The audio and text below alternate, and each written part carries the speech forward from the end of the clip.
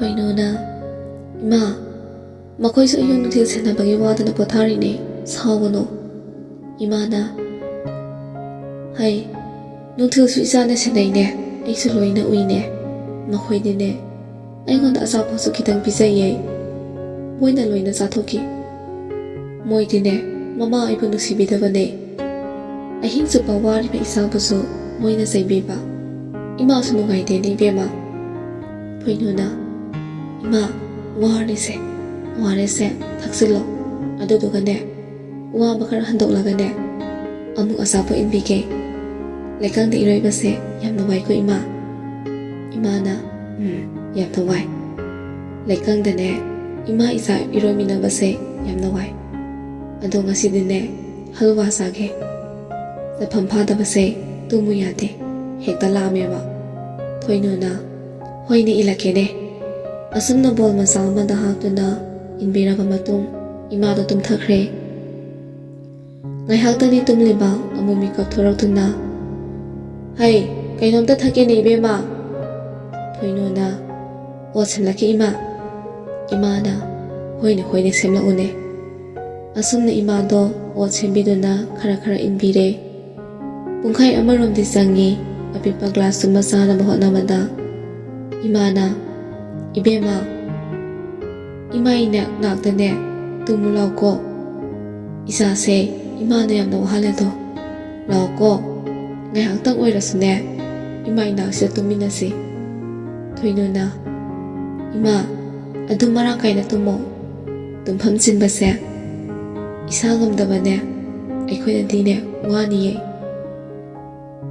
Ima na Hay Waroy ni hinang mo Lao ko Ima isa su ne Tuminanda ba kuire Ay managta di tumning ba ni Adubo Masaway isang natumzabanan Nungay ni kanana Yari hayo na nakanan thari mapak matagtugdapam thare Nongalam tayo kipong marina Amumikap thorak le Sangnay na ni Numit nung di kutinggi Hugat pa ni Irumay tazabire Sana masemlug hayo na sang mani Sa sulola mani Ima na thak na ba Mapana law na ba na tardo na Ima na thak na ba isang putok na tholak pa ni Isya song na Guli do kok sagi hayde Angang daw na sumtaw lang ne Kok sabi yadro Ima da say ramba ni Ay yam na nungay tre ason mi ima da say ramba da tama da Thoinona Ima senari ba ni Adumay na kay hayri no Ay na pizage na Ising lo thori ne Ay atu pizage ya ni ise Ima na Noy bo ay kiseba lak libro Natraga na Ay say balak libra Ahing supa su angang sinabi ba Noy na nungay at ntok ba Aduga Ayong sidasu ay bo amok say biba Hay na mamalo kaptokre Thoinona Ising lo ruki sang mani Aduga sa amok lo lang mani Se Guli se zara se Kapkan o se Ay na makukuk laga pizay bire Ima do kapati pare Adugo Masasod manina waraw zare Isya song na Isya song na ingon do ay na sawkre Ay na tawraga ngang halini Ay do na kankre Adubo ay kariso hayron re Ay giwak handadi Ima bu parakani Kando na nagsabani Isya song na Ikoy na tawba seba na Mithana na ba Yare kage ko Si haydo na sawdo na ngang sakli Thoinona Ise Ima se masangam driba ne Langan no ba As Noy si ditali he Seba bu say thang tawraga Tawba hong na bra Ima do Ahing su potha bu pangda ba ne Ngayhang potha du sano Noy su potha na ro Asum haydo na mayam do tumin na lay na kre Thoino di ka na uhanda Tumin na kapli Khali makoy na Nabatadi Ay na ahing nung tilkay da sinabi do na Kakathan ba Aduga Ima na nada na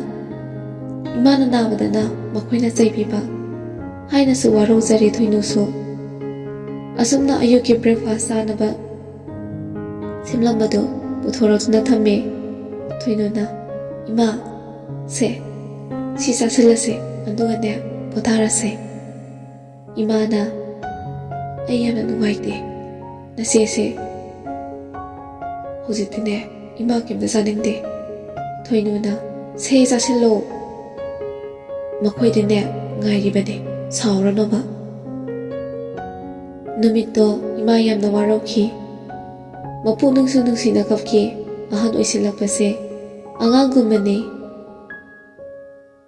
ꯂꯨꯅ ꯃꯥꯒꯤꯗꯃꯛ ꯐꯖꯅ ꯍꯣꯠꯅꯕꯤꯕ ꯑꯗꯨꯒꯤ ꯃꯅꯥꯛꯇ ꯂꯩꯅꯤꯡꯉꯤ ꯂꯥꯞꯊꯣꯛꯍꯟꯅꯤꯡꯗꯦ ꯑꯌꯨꯛ ꯅꯨꯡꯊꯤꯜ ꯑꯩꯒꯤꯗ ꯂꯩꯖꯅꯤꯡꯉꯤ ꯑꯩ ꯎꯅꯕꯗ ꯀꯣꯏꯍꯪ ꯍꯪꯉꯤ ꯏꯃꯥꯅ ꯀꯥꯏꯗꯅꯣ ꯏꯕꯦꯝꯃꯗꯨꯕꯨ ꯑꯩ ꯎꯗꯦꯅꯦ ꯏꯆꯦ ꯆꯧꯅ ꯑꯣ ꯆꯠꯅꯤꯡꯉꯕꯣ ꯅꯆꯥꯅꯨꯄꯤꯗꯣ ꯇꯨꯝꯂꯝꯅꯤꯌꯦ ꯃꯥꯗ ꯁꯣꯟ ꯍꯦꯛ ꯂꯩ ꯃꯥꯅ ꯅꯨꯡꯁꯤꯅꯦ ꯏꯆꯥꯗꯤ ꯁꯣꯟꯗꯣꯏꯅꯤ ꯏꯕꯦꯝꯃ ꯏꯃꯥ ꯂꯥꯛꯀꯦ ꯂꯥꯛꯑꯣ ꯊꯣꯏꯅꯨꯅ ꯏꯃꯥ ꯃꯣꯏꯒ ꯑꯗꯨꯝ ꯂꯩꯌꯨ ꯌꯥꯗ꯭ꯔꯣ ꯀꯩꯗꯧꯔꯒꯦ ꯏꯃꯥꯒꯤꯗꯣ ꯅꯤꯡꯉꯥꯏꯅꯤ ꯈꯪꯉꯦ ꯏꯃꯥꯅ ꯑꯩ ꯂꯥꯛꯀꯦ ꯍꯥꯏꯕꯅꯦ ꯐꯝꯁꯦ ꯁꯤꯠꯂꯒ ꯂꯥꯛꯏ ꯏꯃꯥꯗꯣ ꯊꯣꯏꯅꯨꯅ ꯅꯣꯛꯂꯗꯨꯅ ꯑꯣ ꯅꯨꯡꯁꯤꯌꯦ ꯂꯥꯛꯏꯁꯦ ꯄꯥꯝꯕꯤꯌꯨꯔ ꯄꯣꯕꯤꯌꯨꯔ ꯏꯃꯥꯅ ꯅꯣꯛꯃꯤ ꯍꯥꯏꯔꯛꯄꯅꯤ ꯊꯤꯅ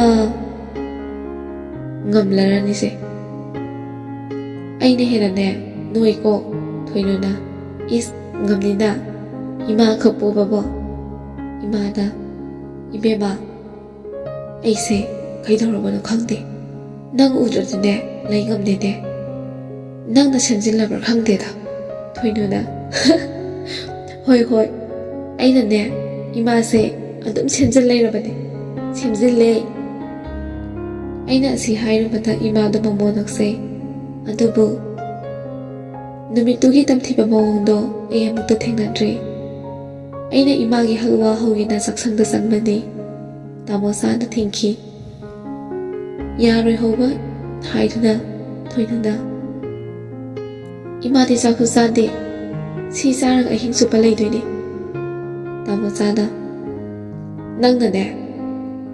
ꯅꯪꯅ ꯄꯪꯄꯤꯗ ꯄꯤꯖꯗꯨꯅꯅꯦ ꯏꯃꯥ ꯅꯥꯍꯟꯕꯅꯦ ꯑꯗꯨꯅ ꯄꯤꯖꯕ ꯌꯥꯔꯣই ꯊꯣꯏꯅꯨꯅ ꯀꯩꯝꯇꯁꯨ ꯆꯥꯎ ꯌꯥꯗ꯭ꯔꯦ ꯆꯥꯅꯤꯡꯕꯗꯨ ꯄꯤꯖꯒꯦ ꯇꯥꯃꯣꯆꯥ ꯄꯤꯖꯗꯅ ꯂꯥꯞꯅ ꯑꯗꯨꯝ ꯊꯝꯕꯗꯤ ꯑꯩ ꯌꯦꯡꯕ ꯉꯝꯂꯣꯏꯌꯦ ꯇꯥꯃꯣꯆꯥꯅ ꯊꯛꯁꯤ ꯈꯛꯁꯤ ꯈꯪꯗꯕ ꯅꯊꯛ ꯑꯍꯟꯗ ꯍꯪꯒꯠꯅꯁꯨ ꯈꯨꯝꯕ ꯏꯃꯥꯅ ꯏꯕꯦꯝꯃ ꯑꯁꯣꯝꯗ ꯂꯥꯡꯈ꯭ꯔꯤꯗꯣ ꯀꯩꯒꯤꯅꯣꯅꯦ ꯊꯣꯏꯅꯨꯅ ꯀꯞꯄ ꯈꯥꯡꯖꯤꯟꯗꯨꯅ ꯀꯩꯝ ꯇꯥꯗꯦꯅ ꯏꯃꯥ ꯄꯣꯊꯥꯋꯣ ꯂꯥꯡꯗꯦꯕ ꯑꯁꯣꯝꯗ ꯏꯃꯥꯅ ꯃꯣꯏ ꯃꯌꯥꯝ ꯇꯨꯝꯅꯗ꯭ꯔꯤꯉꯩꯗꯅꯦ ꯅꯪꯁꯨ ꯉꯥꯏꯍꯥꯛ ꯄꯣꯊꯥꯍꯧ ꯂꯥꯎꯅꯦ ꯊꯣꯏꯅꯨꯅ ꯌꯥꯅꯤꯌꯦ ꯑꯩ ꯇꯨꯝꯅꯤꯡꯗꯤꯌꯦ ꯏꯃꯥ ꯄꯣꯊꯥꯔꯨꯔꯣ ꯋꯥꯔꯅꯤ ꯀꯨꯏꯅꯁꯨ ꯇꯨꯝꯗꯦ ꯅꯪꯗꯤ ꯆꯥꯛ ꯌꯥꯎꯗ꯭ꯔꯕ ꯏꯃꯥꯗꯣ ꯄꯨꯡꯈꯥꯏ ꯐꯥꯅ ꯇꯨꯝꯗꯕꯅꯤ ꯃꯤꯀꯞ ꯊꯣꯔꯛꯂꯒꯅ ꯆꯥꯅꯕ ꯍꯪꯉꯛꯄꯗ ꯑꯩꯗꯤ ꯀꯔꯤ ꯈꯨꯝꯒꯅꯤ ꯑꯩꯁꯦ ꯅꯨꯄꯤ ꯑꯣꯏꯅ ꯀꯔꯤꯒꯤ ꯑꯣꯏꯍꯟꯕꯅꯣ ꯅꯨꯄꯥ ꯑꯣꯏꯔꯝꯂꯕꯗꯤ ꯑꯩꯅ ꯏꯃꯥꯒꯤ ꯄꯦꯟꯅꯕꯗ ꯍꯣꯠꯅꯖꯔꯝꯒꯗꯕꯅꯤ ꯃꯤꯠꯀꯤ ꯄꯤꯁꯨ ꯃꯅꯤꯡꯇꯝꯅ ꯆꯦꯟꯊꯔꯛꯂꯤ ꯈꯥꯝꯕꯁꯨ ꯈꯥꯝꯅꯤꯡꯂꯨꯗ꯭ꯔꯦ ꯇꯩꯊꯣꯛꯄꯁꯨ ꯇꯩꯊꯣꯛꯅꯤꯡꯗ꯭ꯔꯦ ꯄꯦꯟꯅ ꯃꯅꯤꯡꯇꯝꯂꯁꯅꯨ ꯄꯤꯔꯥꯡꯁꯤꯁꯨ ꯍꯥꯏꯅ ꯏꯃꯥ ꯃꯤꯀꯞ ꯊꯣꯔꯛꯂꯦ ꯏꯃꯥꯅ ꯏꯕꯦꯝꯃ ꯏꯃꯥꯁꯤ ꯃꯄꯥꯟ ꯂꯝꯗ ꯊꯣꯛꯀꯦꯅꯦ ꯑꯗꯨꯒꯅꯦ ꯍꯜꯋꯥꯗꯣ ꯏꯟꯕꯤꯌꯨꯀꯣ ꯏꯃꯥꯅꯦ ꯄꯨꯛꯁꯦ ꯌꯥꯎꯗ꯭ꯔꯦꯅꯦ ꯊꯣꯏꯅꯨꯅ ꯏꯃꯥ ꯄꯦꯂꯥ ꯄꯨꯁꯤꯜꯂꯛꯀꯦ ꯉꯔꯥꯡꯒꯤ ꯑꯗꯨꯃꯥꯏ ꯇꯧꯗꯅꯕ ꯐꯃꯨꯡ ꯃꯊꯛꯇ ꯄꯨꯈꯠꯂꯛꯀꯦꯀꯣ ꯏꯃꯥꯅ ꯍꯣꯏ ꯉꯔꯥꯡꯒꯤꯗꯣ ꯏꯃꯥ ꯌꯥꯝꯅ 와이ꯀꯣ ꯐꯃꯨꯡ ꯃꯊꯛꯁꯤꯗ ꯑꯣꯏꯅ ꯄꯨꯈꯠꯂꯛꯑꯣ ꯑꯩꯅ ꯇꯞꯅ ꯄꯦꯂꯥꯗꯣ ꯑꯣꯟꯁꯤꯟꯗꯨꯅ ꯃꯄꯥꯟ ꯊꯣꯛꯍꯜꯂꯦ ꯂꯣꯏꯔꯦ ꯊꯣꯏꯅꯨꯅ ꯁꯤ ꯍꯥꯟꯅ ꯍꯩꯗꯣꯛꯂꯨꯈꯤꯒꯦ ꯂꯦꯝꯃꯝꯒꯅꯨꯀꯣ ꯏꯃꯥ ꯇꯨꯅꯤꯀꯣ ꯏꯃꯥꯅ ꯅꯣꯛꯃꯤ ꯍꯣꯏ ꯕꯥ ꯑꯩꯕꯨ ꯑꯉꯥꯎꯕꯗꯧꯅ ꯃꯄꯥꯟꯗ ꯄꯦꯂꯥ ꯍꯩꯗꯣꯛꯄ ꯊꯣꯛꯂꯤꯉꯩ ꯀꯣꯏꯂꯥꯝ ꯂꯥꯝꯗꯨꯅ ꯏꯃꯥꯗꯤ ꯆꯥꯅꯕ ꯊꯤꯔꯤ꯫ ꯒꯣꯗ꯭ꯔꯣꯡ ꯍꯥꯏꯕ ꯃꯈꯣꯜ ꯇꯥꯏ꯫ ꯑꯩꯅ ꯊꯨꯅ ꯆꯪꯁꯤꯜꯂꯛꯄꯗ ꯑꯆꯥꯄꯣꯠ ꯂꯥꯝꯕꯗ ꯒ꯭ꯂꯥꯁꯇꯣ ꯇꯥꯕ ꯑꯣꯏꯔꯝꯂꯦ꯫ ꯑꯩ ꯏꯃꯥꯗꯣ ꯑꯉꯥꯡ ꯃꯥꯟꯃꯟꯈꯤꯕꯅ ꯅꯨꯡꯁꯤꯕꯅ ꯂꯣꯏꯔꯦ꯫ ꯃꯄꯨꯛ ꯌꯥꯎꯗꯕꯅꯤꯅ ꯊꯤꯔꯤꯕꯅꯤ꯫ ꯄꯨꯛꯅꯤꯡꯗ ꯅꯨꯡꯁꯤ꯫ ꯊꯣꯏꯅꯨꯅ ꯏꯃꯥ ꯂꯩꯔꯝꯃꯣ ꯍꯥꯏꯔꯒ ꯏꯃꯥꯗꯤ ꯀꯩꯗꯧꯔꯕ? ꯏꯃꯥꯅ ꯑꯩꯗꯣ ꯌꯥꯝ ꯂꯥꯞꯄ ꯑꯗꯨꯅꯅꯦ ꯅꯪ ꯉꯥꯏ ꯉꯝꯗ꯭ꯔꯤꯕꯅꯤꯅꯦ꯫ ꯊꯣꯏꯅꯨꯅ ꯑꯩꯈꯣꯏ ꯃꯥꯁꯦ ꯑꯉꯥꯡ ꯑꯣꯟꯊꯣꯛꯑꯦꯕꯀꯣ꯫ ꯏꯃꯥꯅ ꯍꯂꯨꯋꯥꯗꯣ ꯍꯣꯠꯂꯥꯏꯟꯒꯤ ꯃꯊꯧ ꯇꯨꯝꯕ ꯆꯥꯊꯣꯛꯀꯦ꯫ ꯏꯃꯥꯅ ꯑꯗꯨ ꯍꯥꯏꯔꯛꯄꯗ ꯑꯩ ꯊꯃꯣꯏꯁꯦ ꯀꯥꯏꯈꯤ꯫ ꯀꯞꯅꯤꯡꯕꯁꯨ ꯄꯣꯛꯂꯛꯂꯦ꯫ ꯀꯞꯅꯤꯡꯕꯗꯣ ꯐꯥꯊꯔꯗꯨꯅ ꯇꯞꯅ ꯏꯃꯥ ꯉꯁꯤꯗꯤ ꯑꯣꯠ ꯑꯣꯏꯅ ꯁꯤꯜꯂꯛꯀꯦ꯫ ꯏꯃꯥꯅ ꯅꯪꯕꯨ ꯉꯁꯥꯏ ꯍꯂꯨꯋꯥ ꯍꯧꯔꯨꯅꯤ ꯆꯠꯈꯤꯗꯥꯏꯅꯦ꯫ ꯊꯣꯏꯅꯨꯅ ꯏꯃꯥ ꯁꯨꯁꯤꯗꯣ ꯂꯩꯔꯝꯗ꯭ꯔꯦ꯫ ꯑꯩ ꯉꯁꯥꯏꯁꯨ ꯌꯦꯡꯍꯧꯗ꯭ꯔꯦ ꯑꯗꯨꯒꯤꯅꯦ꯫ ꯏꯃꯥꯅ ꯍꯣꯏ ꯏꯃꯥꯗꯤꯅꯦ ꯍꯂꯨꯋꯥꯅ ꯄꯥꯝꯖꯕꯅꯤꯅꯦ꯫ ꯅꯣꯏ ꯑꯣꯠ ꯍꯥꯏꯕ꯭ꯔꯥ ꯑꯗꯨ ꯏꯃꯥꯗꯤ ꯀꯌꯥ ꯍꯩꯅꯗꯦꯅꯦ꯫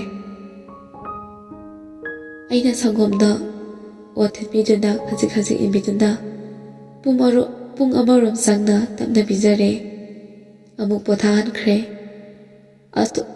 ꯑꯁꯨꯝꯅ ꯑꯍꯤꯡꯗꯨꯁꯨ ꯂꯣꯏꯈ꯭ꯔꯦ꯫ ꯑꯌꯨꯛꯀꯤ ꯊꯕꯛꯁꯨ ꯂꯣꯏꯁꯤꯟꯗꯨꯅ ꯏꯃꯥꯁꯨ ꯄꯣꯊꯥꯔꯦ꯫ ꯇꯣꯜꯂꯤ ꯅꯨꯄꯤ ꯑꯣꯏꯕꯤꯁꯦ꯫ ꯑꯩꯅ ꯅꯨꯄꯤ ꯑꯣꯏꯔꯨꯔꯕꯅꯤꯅ ꯆꯥꯅꯤꯡꯕꯁꯨ ꯂꯩꯅ ꯂꯩꯅ ꯄꯤꯖꯕ ꯉꯝꯗꯕ, ꯄꯨꯝꯅꯃꯛꯁꯨ ꯑꯩꯅ ꯄꯨꯊꯣꯛꯆꯕ ꯅꯨꯄꯤ ꯑꯣꯏꯔꯨꯕꯁꯦ ꯀꯌꯥꯅ ꯇꯣꯜꯂꯤꯕꯅꯣ꯫ ꯑꯁꯨꯝ ꯈꯟꯅ ꯑꯩ ꯌꯥꯝꯅ ꯀꯞꯈꯤ꯫ ꯑꯗꯨꯕꯨ ꯏꯃꯥ ꯅꯨꯡꯉꯥꯏꯈꯤꯔꯣꯏ ꯈꯟꯅ ꯑꯩ ꯏꯃꯥꯗꯕꯨꯗꯤ ꯎꯍꯟꯈꯤꯗ꯭ꯔꯦ꯫ ꯆꯥꯛ ꯂꯣꯏꯔꯦ ꯍꯥꯏꯗꯨꯅ ꯆꯥꯅꯕꯒꯤ ꯂꯥꯡꯅꯔꯤ꯫ ꯏꯃꯥꯅ ꯏꯕꯦꯝꯃ ꯏꯃꯥ ꯆꯥꯛ ꯏꯜꯂꯣ ꯂꯥꯛꯑꯣꯅꯦ꯫ ꯊꯣꯏꯅꯨꯅ ꯏꯟꯕꯤꯒꯦ꯫ ꯏꯃꯥ ꯍꯋꯥꯏ ꯃꯨꯛꯀ ꯆꯥꯛ ꯑꯣꯠꯄꯗꯣ ꯆꯥꯅꯤꯡꯕ꯭ꯔꯥ? ꯆꯥꯛ ꯏꯟꯅ ꯊꯣꯏꯅꯨꯅ ꯍꯪꯕꯅꯤ꯫ ꯏꯃꯥꯅ ꯏꯃꯥ ꯆꯥꯅꯤꯡꯗꯦ, ꯃꯅꯝꯗꯣ ꯑꯅꯥꯕ ꯃꯅꯝ ꯅꯝꯃꯤꯅꯦ꯫ ꯏꯆꯥꯅꯅꯦ ꯏꯟꯕꯤꯕ ꯆꯥꯛꯇꯤꯅꯦ ꯏꯃꯥ ꯈꯔꯇ ꯑꯣꯏꯔꯁꯨ ꯆꯥꯕ ꯌꯥꯏ꯫ ꯃꯣꯏꯅ ꯏꯟꯕꯤꯔꯗꯤꯅꯦ ꯇꯣꯏꯅꯁꯨ ꯃꯤꯠꯄꯤꯗꯦ, ꯌꯥꯝ ꯄꯜꯂꯤ꯫ ꯆꯥꯛ ꯆꯥꯔꯝꯗꯥꯏꯗꯅꯦ ꯅꯪ ꯆꯠꯊꯣꯛꯈꯤꯅꯨꯀꯣ, ꯏꯆꯥꯅ ꯑꯗꯨꯝ ꯏꯟꯕꯤꯌꯨꯀꯣ꯫ ꯊꯣꯏꯅꯨꯅ ꯑꯗꯨꯝ ꯏꯟꯕꯤꯗꯣꯏꯅꯦ ꯑꯩꯒꯤ ꯏꯆꯥ ꯅꯨꯄꯤ ꯅꯨꯡꯁꯤꯕꯤꯁꯦ꯫ ꯏꯃꯥꯅ ꯑꯗꯣ ꯅꯪꯁꯨ ꯆꯥꯎꯋꯣ, ꯏꯆꯥꯁꯦ ꯅꯌꯥꯡ ꯌꯥꯝꯅ ꯀꯛꯂꯦ, ꯆꯥꯕ ꯊꯛꯄꯅꯦ ꯃꯦꯟ ꯇꯥꯗꯕꯒꯤ ꯏꯃꯥꯒ ꯆꯥꯁꯦ ꯌꯥꯝꯃꯦꯅ꯫ ꯊꯣꯏꯅꯨꯅ ꯍꯣꯏ ꯏꯃꯥ ꯍꯥꯟꯅ ꯆꯥꯈꯤꯁꯦ, ꯏꯃꯥ ꯂꯣꯏꯕꯒ ꯑꯩ ꯆꯥꯗꯣꯏꯅꯦꯕ, ꯅꯨꯡꯁꯤꯕꯤ ꯍꯥꯏꯗꯨꯅ ꯅꯣꯛꯁꯤꯜꯂꯤ꯫ ꯏꯃꯥꯅ ꯃꯣꯏꯅꯁꯨꯅꯦ ꯅꯪ ꯆꯥꯛ ꯆꯥꯕ ꯂꯣꯏꯁꯤꯟꯕꯗ ꯎꯗꯦ ꯁꯦ꯫ ꯏꯃꯥꯗ ꯑꯃꯨꯛ ꯏꯜꯂꯛꯑꯣ, ꯅꯉꯣꯟꯗ ꯑꯃꯨꯛ ꯏꯟꯁꯤꯜꯂꯣꯕ꯫ ꯊꯣꯏꯅꯨꯅ ꯀꯞꯅꯤꯡꯕꯗꯣ ꯈꯪꯖꯤꯜꯂꯗꯨꯅ ꯏꯃꯥꯅ ꯎꯗꯕꯒꯤꯅꯦ ꯑꯩ ꯑꯗꯨꯝ ꯆꯥꯏꯅ, ꯏꯃꯥꯗꯤ ꯆꯥꯕ ꯂꯣꯏꯔꯒ ꯄꯣꯊꯥꯈ꯭ꯔꯅꯤ ꯑꯗꯨꯅ ꯎꯗꯕꯅꯦꯕ꯫ ꯑꯁꯨꯝꯅ ꯆꯥꯛ ꯏꯟꯕ ꯂꯣꯏꯔꯗꯨꯅ ꯑꯩꯈꯣꯏ ꯑꯃꯨꯛ ꯆꯥꯅꯕ ꯀꯧꯁꯤꯜꯂꯛꯂꯦ꯫ ꯏꯅꯝꯃꯅ ꯏꯕꯦꯝꯃ ꯂꯥꯛꯑꯣ ꯆꯥꯛ ꯆꯥꯊꯣꯛꯂꯁꯤ꯫ ꯊꯣꯏꯅꯨꯅ ꯏꯅꯝꯃ ꯑꯩ ꯉꯥꯏꯍꯥꯛ ꯂꯩꯔꯒ ꯆꯥꯔꯒꯦ, ꯑꯩ ꯍꯧꯖꯤꯛꯇꯤ ꯆꯥꯅꯤꯡꯗ꯭ꯔꯤꯕ, ꯑꯩ ꯈꯗꯥꯡꯁꯦ ꯁꯥꯏꯕ ꯌꯥꯗ꯭ꯔꯦ꯫ ꯑꯩ ꯈꯗꯥꯡꯁꯦ ꯁꯥꯏꯕ ꯌꯥꯗ꯭ꯔꯦ ꯍꯥꯏꯕꯁꯨ ꯈꯪꯍꯟꯅꯤꯡꯗꯦ꯫ ꯑꯁꯨꯝ ꯇꯧꯅ ꯑꯩ 10 days ꯃꯍꯤ ꯈꯔ ꯊꯛꯇꯨꯅ ꯂꯦꯟꯈꯤ꯫ ꯑꯁꯨꯛ ꯋꯥꯕ꯭ꯔ ꯄꯨꯟꯁꯤꯁꯦ, ꯄꯨꯟꯁꯤꯒꯤ ꯃꯊꯦꯜ ꯀꯧꯁꯤꯔꯥ? ꯅꯨꯡꯉꯥꯏ ꯍꯥꯏꯅꯕꯗꯥꯏꯅꯦ ꯃꯤꯑꯣꯏꯄꯣꯛ, ꯕ꯭ꯔꯥꯍꯃꯟꯃꯛꯅ ꯄꯣꯛꯆꯅꯤꯡꯂꯤꯕ ꯃꯤꯑꯣꯏꯄꯣꯛ, ꯑꯩꯒꯤ ꯄꯨꯟꯁꯤ ꯁꯤꯒꯨꯝ ꯑꯣꯏꯔꯗꯤ ꯀꯅꯥꯅꯁꯨ ꯃꯄꯣꯛꯁꯤ ꯄꯣꯛꯅꯤꯡꯂꯣꯏꯀꯣ? ꯅꯣꯡꯗꯝꯕ ꯅꯪꯅ ꯅꯆꯥꯒꯤ ꯂꯥꯏꯕꯛꯇ ꯀꯔꯤꯕꯨ ꯇꯝꯕꯤꯔꯤꯒꯕ? Imagi ORS loire tapuge satbani. Cartoon oina lehanbani dukan phami inama amada.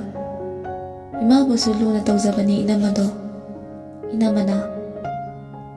Kaino nang kadangna periduna. Thoinuna. Thingaduna thamlamba mitki pindo atat akham laita taraktuna. Inama haiduna kapthorakle. Warisu tamthokle. Isa se yangboi khalli. Dukan inamana. Se. Kapkano. Makhoi gisne matam lakhini. Sakhu sabe yaramaroine. Thoinuna. Mahi oina thakline. Dukan ni inamana. Semlu sira ine tharoda. Thoinuna. Yade inama. Imado. Ei thadokpa kamdabane. ORS loibagine lakline. Ngaihak tumlingaiduda. Inamana. Sa thakose. Thoinuna. Thaklarage inama. Inamana. Sese. Kwa masesi mane umsilohe. Kwa do umsile. Aina maru sautak tawbasu saibe yabra yengis. Haiduna sairo banda. Kadangi hangdo. Ruduk yong tathokre. Thoinuna. Inama. Yengo base. Yengo. Kadang si phakre. Inamana. Kamaira no. Asuk thuna. Thoinuna. Kwa maru saibe yabra yengbada. Hangdo. Mapasana takre ni inama. Wai sange. Inamana. O phare phare. Se. Ware se. Horil kine. Bithak na bapukro. Hayeng ne lehala age. Thoinuna. Hoi nama. Asumna thoinu do halak le mayumda. Inamana sang inmiramli imado. Ay ubada peri peri ay bugengli. Nungsi mataw do yana nungsi. Mama na masa ubada. Laiba ngamzada. Tawma mataw ni. Angang wala ba ni ima se. Yamna nungsi male. Ima nang se. Inamana. Ibema. Ima se. Saksaw yate. Nangamte ilulao. Thoinuna. Hoi nama. Ay ORS loy kre na ne. Tamna chatlu bane. Horel thaknaba anindi laurakle. Asi haiduna khudhamdoli sapon oiduna. Loire imagi manakta sanglakle. Imana. Nang chathokano. Aina moina inbase chaba yadeba. Hekta palleba. Thoinuna. Hoi. ORS to loi kre. Horel gi leitre bane. Tapna chatlu bane. Asi haiduna imabu themjinbiri.